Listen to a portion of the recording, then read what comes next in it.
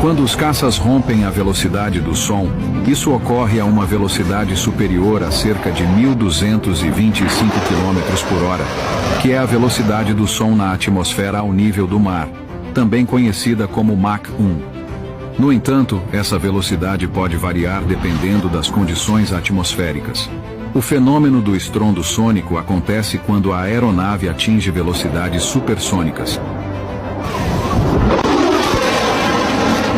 ou seja, velocidades maiores que o som. Nesse momento, as ondas sonoras que a aeronave emite não podem se mover mais rápido do que ela, resultando em uma rápida compressão das ondas sonoras ao seu redor e na formação do estrondo sônico. Esse estrondo, caracterizado por um som súbito e explosivo, é um fenômeno notável que ocorre quando os caças rompem a barreira do som.